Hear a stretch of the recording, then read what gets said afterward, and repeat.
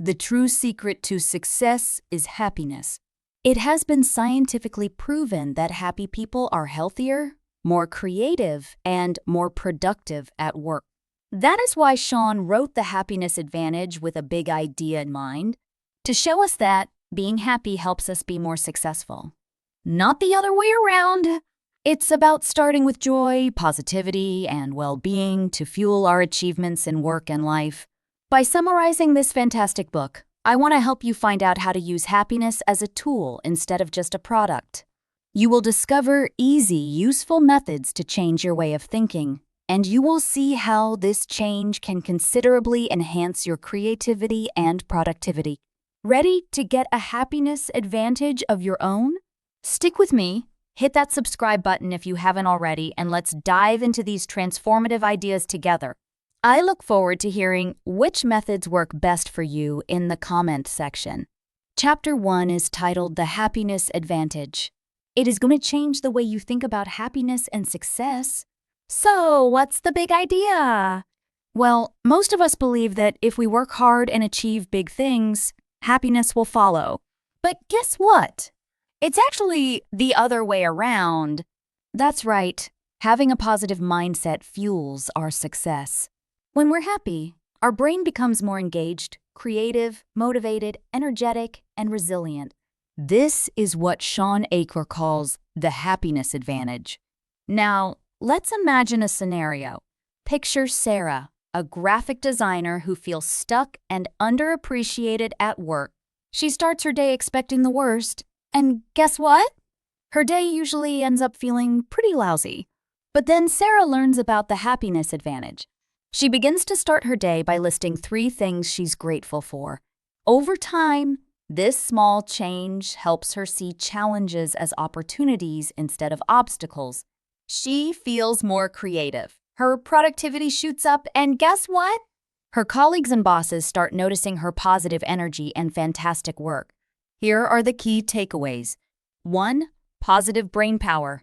When we're positive, our brains work significantly better than when we're negative or even neutral. 2. Success follows happiness. Unlike the common belief that we'll be happy once we're successful, it's actually our happiness that should come first. 3. Rewire brain. We can train our brain to be more positive through simple daily practices. So, folks, why wait for happiness to come after success? Let's flip the script. Start with happiness and watch how it transforms your life, leading to even greater achievements. Chapter 2 is titled The Fulcrum and the Lever. This chapter highlights how your mindset affects your ability to succeed. Well, in this chapter, Shawn introduces us to an amazing metaphor, the fulcrum and the lever. Imagine a lever. That's your potential to achieve. The fulcrum, however, is your mindset, and its position determines how easily you can move the lever. By moving the fulcrum in the right direction, you increase your power to lift heavier burdens. In other words, to achieve greater success. Let's look at Tom, a sales manager who often struggled with self-doubt. He always felt like he wasn't good enough despite his achievements. After learning about the fulcrum and the lever, Tom decided to shift his mindset. He started affirming his past successes every morning, effectively moving his mental fulcrum towards a more positive viewpoint. This small shift made a big difference. He approached his work with more confidence and saw his sales figures soar. Here's what we need to remember. 1. Power of mindset. The position of our mental fulcrum directly affects our capacity and efficiency. 2. Adjust your fulcrum. By shifting our mindset towards positivity, we enhance our ability to leverage our skills and opportunities. 3. Believe in your power. Our belief in our own abilities can significantly amplify our potential. So, what's stopping us from moving our fulcrums and lifting our levers higher? Start by changing your mindset to a more positive one and observe how much more you can achieve. Chapter 3 is titled The Tetris Effect. You know Tetris, right? That game where you rotate and arrange falling blocks?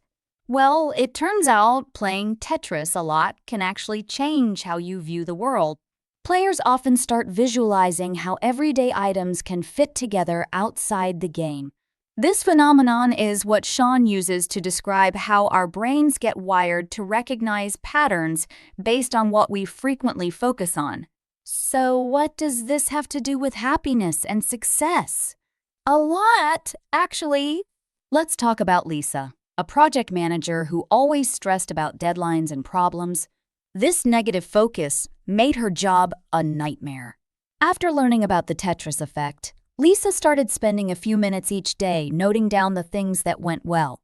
Over time, this simple practice helped her spot opportunities for improvement and collaboration, rather than just problems. Her project started running smoothly and her team felt more supported and energized. Here's the scoop: pattern recognition. Just like Tetris pieces, our brain gets better at recognizing patterns of behavior and thought that we frequently use. Focus on the positive. If we train our minds to look for positivity and opportunities, we'll find them more often. Rewire for happiness. Consistently focusing on positive outcomes rewires our brain to make this a natural thought process. Imagine how much more enjoyable our work and lives could be if we shift our focus like Lisa did. Why not give it a try and see how focusing on the positive can transform your everyday experiences? Chapter 4 is titled Falling Up. Life throws challenges at us all the time. Sometimes we fall. But what if I told you that it's possible to rise even higher after a fall? That's what falling up is all about. Shawn Achor uses this chapter to explore how we can use the setbacks and hardships we encounter as stepping stones to greater heights. It's all about finding the mental path that doesn't just get us back to where we were, but takes us to a place better than where we started. Consider the story of Emily, a small business owner whose store was badly hit by an economic downturn. Initially, she was devastated, but Emily didn't give up. Inspired by the idea of falling up, she reevaluated her business model, identified new opportunities, and shifted her focus to online sales. This not only recovered her losses, but actually tripled her customer base. Here are the key insights.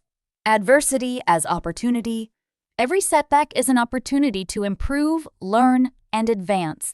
Mindset matters. How we mentally frame our challenges can determine whether we fall up or stay down. Resilience. Building resilience is crucial for turning failures into successes. So, next time you face a setback, remember Emily's story? Ask yourself, how can I fall up from this? Use adversity as a catalyst to propel yourself to new heights. Chapter 5 of The Happiness Advantage is titled The Zorro Circle. This chapter is all about regaining control by focusing on small, manageable goals.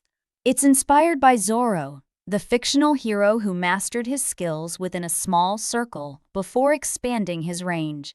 Shawn Achor uses this story to show us how we can achieve mastery and regain a sense of personal control in our own lives by focusing on small, manageable areas first. Let's consider Mark, a project manager swamped with deadlines and emails.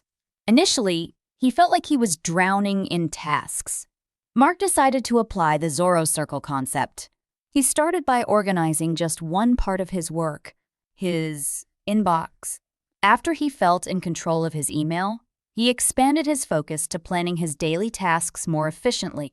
Soon, he was not only meeting deadlines, but also had time for strategic planning. Here's what we need to focus on. 1. Start small. Tackle small challenges first to gain confidence and a sense of control. 2. Expand gradually. As you master smaller areas, gradually expand your circle. 3. Control. By controlling the small, we can influence the big. Just like Mark, you can use the Zorro Circle to start small and gradually expand your mastery. What small area will you choose to control first? Chapter 6 of The Happiness Advantage is titled The 20-Second Rule. Ever notice how tiny inconveniences can prevent us from sticking to good habits? Shawn tells us that just 20 extra seconds of activation energy, the initial effort needed to start a task, can be the difference between doing something beneficial and avoiding it. The 20-second rule is about making good habits 20 seconds easier to start and bad habits 20 seconds harder. This small tweak to our environment can significantly influence our behavior in a positive way. Imagine Jake, a writer who dreams of writing a novel but can't seem to start writing each day. Jake applies the 20-second rule by setting up his writing tools on his desk the night before. By reducing the setup time by just 20 seconds, he eliminates the initial resistance and makes it easier to begin writing each morning. As a result, Jake starts writing daily and makes significant progress on his novel. Here's the takeaway. 1. Reduce barriers. Lower the effort needed to start good habits. 2. Increase barriers. Make it harder to engage in bad habits. 3. Environment is key. Our surroundings can help shape our behavior. Think about what small changes you can make to use the 20-second rule in your life. What good habit do you want to form? What bad habit do you want to break? Chapter 7 is titled Social Investment. When the going gets tough, where do you turn? If your answer is your friends, family, or colleagues, you're already ahead of the game. In this chapter, Shawn Achor discusses the importance of investing in our social connections, especially during challenging times. It turns out our relationships are not just good for our emotional health, they're also one of the greatest predictors of success and happiness at work and in life. Let's consider the story of Anita, a manager who faced a major project crisis. Initially, she tried to handle everything on her own, feeling stressed and isolated. Anita decides to invest socially by sharing her challenges with her team and asking for their input and support. This not only led to innovative solutions, but also strengthened the team's bond and boosted everyone's morale. Together, they turned the project around. Here's what we should keep in mind. 1. Relationships are resources. People around us can provide support, advice, and a different perspective. 2. Invest in others. Strengthening our social connections makes us more resilient and successful. 3. Seek support. Don't be afraid to lean on others during tough times. So next time you face a hurdle, remember Anita's story. Reach out, connect, and invest in the people around you. You might find that this social investment is the key to overcoming your own challenges. If you enjoyed this look at the happiness advantage, don't forget to like, subscribe, and share your experiences in the comments. How have your relationships helped you succeed? We can't wait to hear your stories.